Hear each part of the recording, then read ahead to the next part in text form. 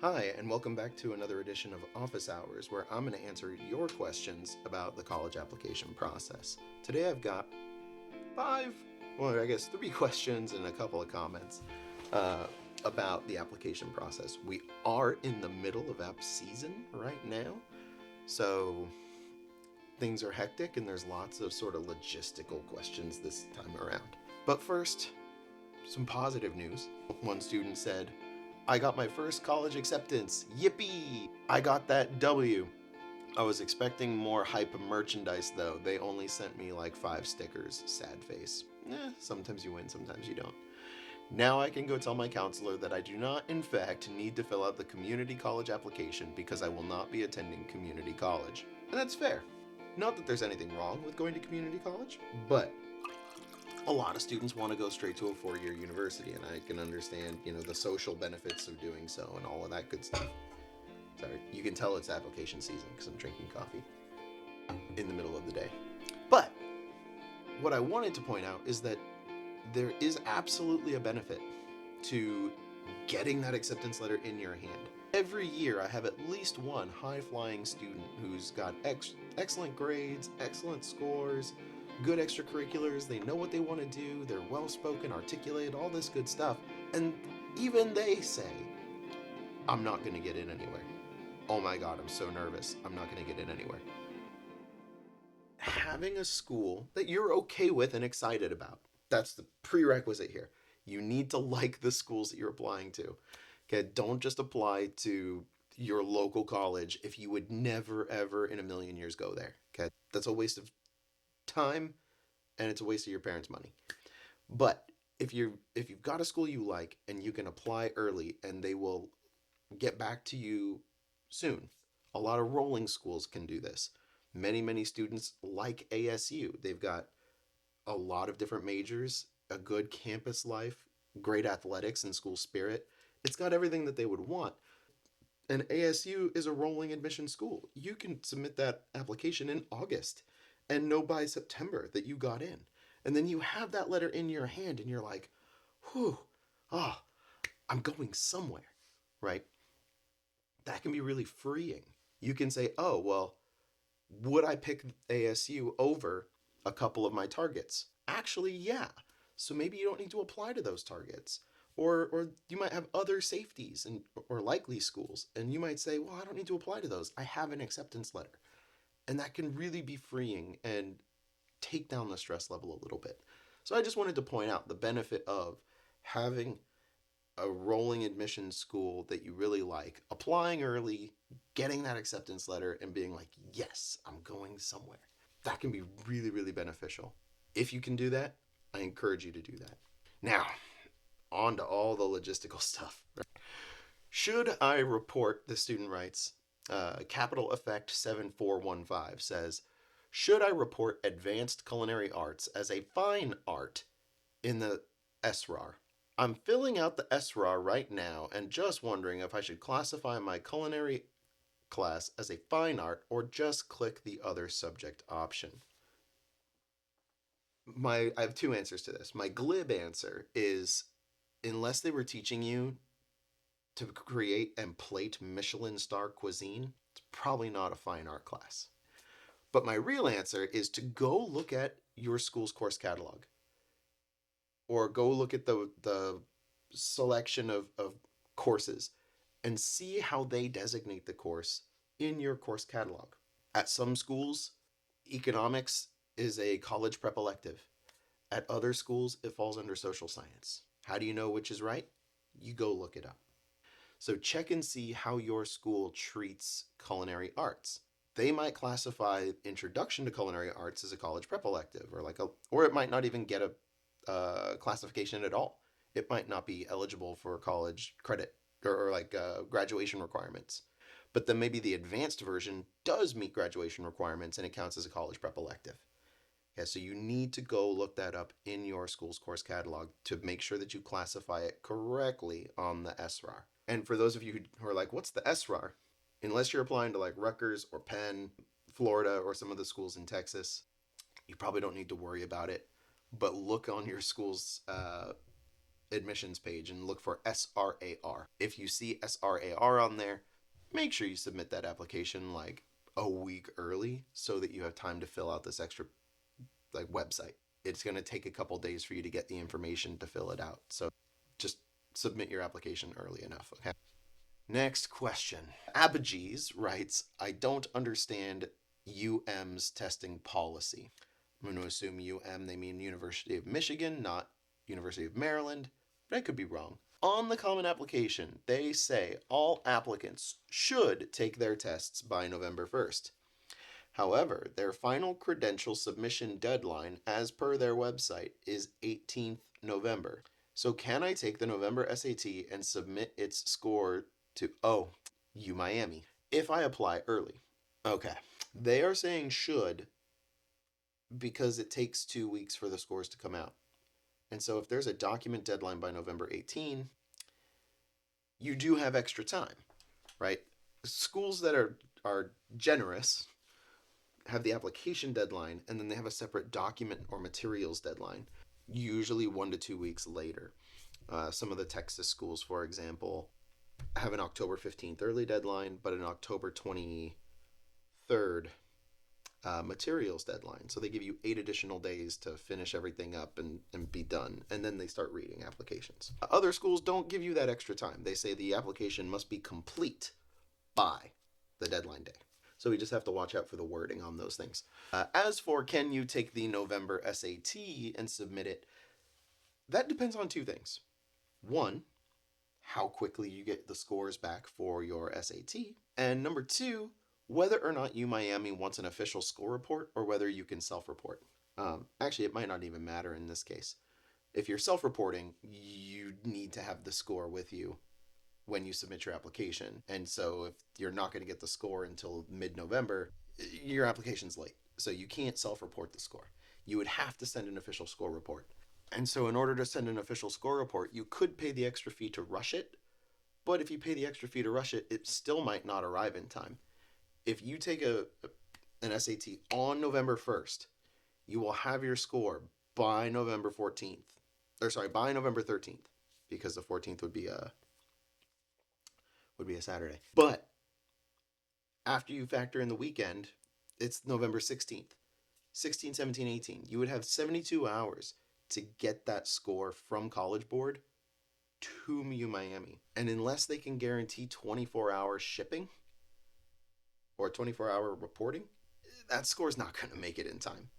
So really, I would abide by their advice and say you should have taken your test in October so that you could submit the report or even just self-report your score by the deadline. So for UMiami, yeah, I think the logistics of sending your official score are going to prevent you from using the November SAT for that.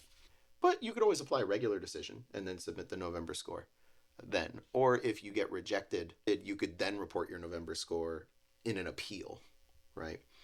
And see if that changes anything. Or if they defer you to the regular admission, they might ask you for updates, and you might be able to submit an updated score that way.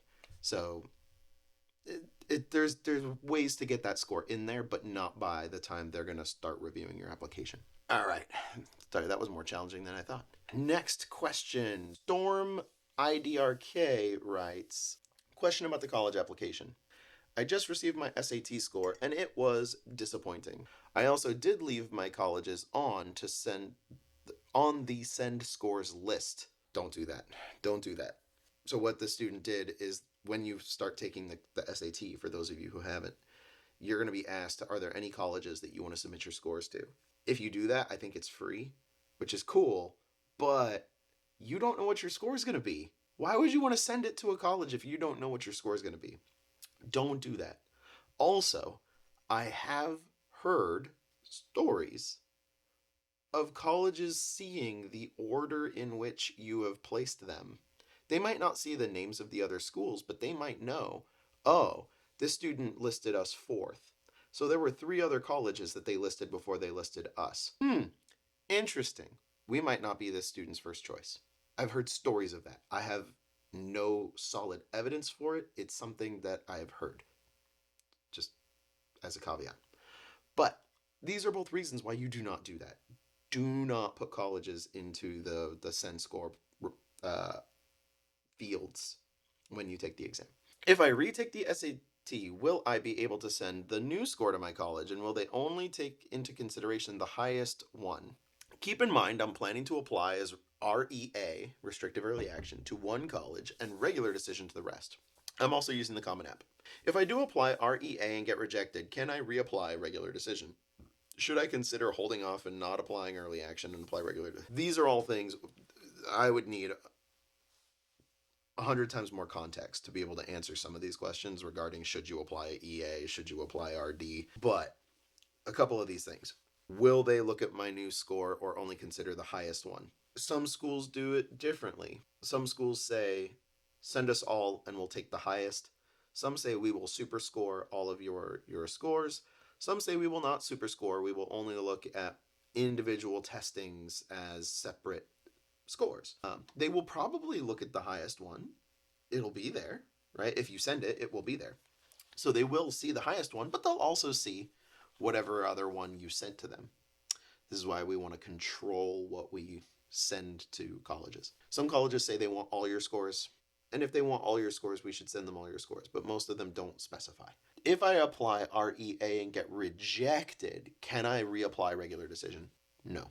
If you get rejected, the proper procedure is to file an appeal of your rejection with new circumstances and possibly the school might allow you to write a statement about like why I think you should reconsider, where you can give them updates on grades, updates on test scores, show that you're a strong academic fit, and then show how you're a good cultural fit and why this is the place for you. But the proper procedure if you get rejected is to appeal, not to apply again. You might not get rejected though. You might just get deferred. And if you're deferred, then they will look at your application again in the regular decision round. Some schools will allow you to provide some kind of update on that. Some schools might not. If they don't allow you to, don't send them things. You're only going to irritate them by sending them things they did not ask for. These colleges are getting tens of thousands of applicants and tens of thousands of envelopes of paperwork and all sorts of other things. Adding to that chaos with documentation they did not request is not going to endear you to them in most cases. If they do allow you to send things, then you can consider sending updated scores, updated transcripts, that letter if they'll take a letter from you, and those sorts of things. The other possibility is that you get waitlisted. And if you get waitlisted, then they might, again, request updated information about you. They might allow you to provide a waitlist statement like why I still am interested in this school and any updates or things that they should consider when they look at the waitlist and consider your application again, if they have room. And then should I consider holding off not applying? That's the one where I can't answer that without more context. So like I would need to see ECs, I would need to know your major, I would need to know what school we're talking about. REA, there's only a handful of those, but we would need to know what school, what major, what your GPA is, what your extracurriculars are, what your actual test scores are, and then look at that in the context of the school and the school's admissions policies. Do they admit by major? Do they admit by the whole university? Do they admit by college? How does it work? And then we could make a confident data-based decision on that. But with the information we have, that's not possible. Last question. How are we doing on time? Yeah. Last question. Mark 2354 writes, I'm a additional information advice. I'm a dual enrollment student, and during my spring semester junior year, I had to withdraw from a class because I thought it was online. And in reality, it was an in-person class where attendance was part of the grade. Oops. A W will show up in my college transcript, and I was wondering if it was worth mentioning why I had to withdraw from that class in the additional information section.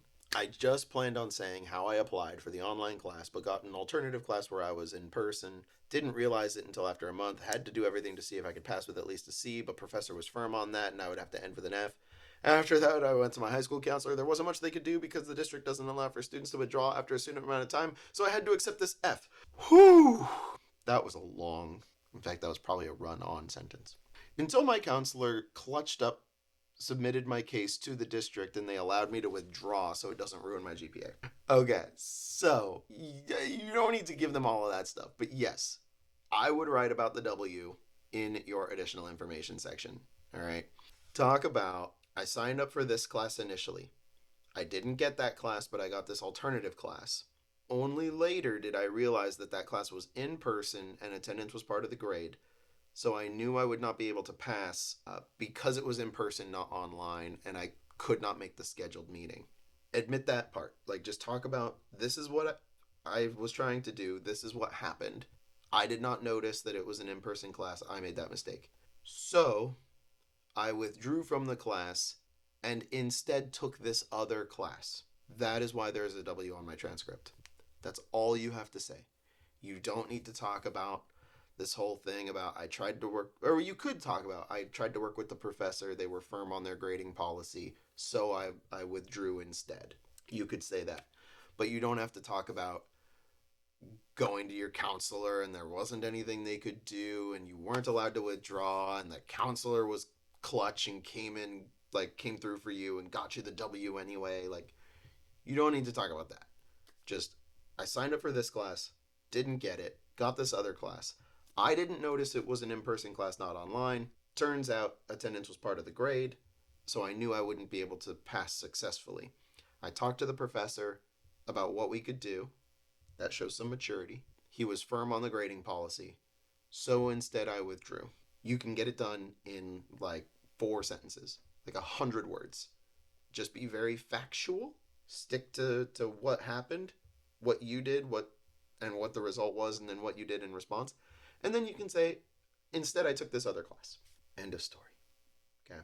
The additional information section is not for additional essays. It's for us to explain circumstances. This is a perfect use of the additional information section so long as your response is short, to the point, and sticks to facts.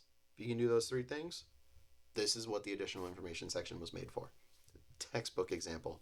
Absolutely write that. Include that in there so that when they see the W on your transcript, they understand why that happened and what the result was. And that's it for today.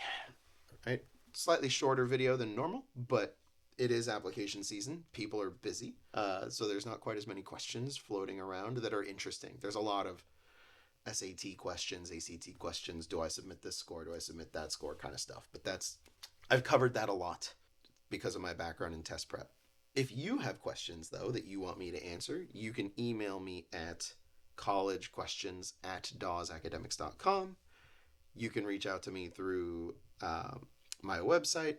You can respond to this video, or find me on socials through Instagram, Facebook, or LinkedIn.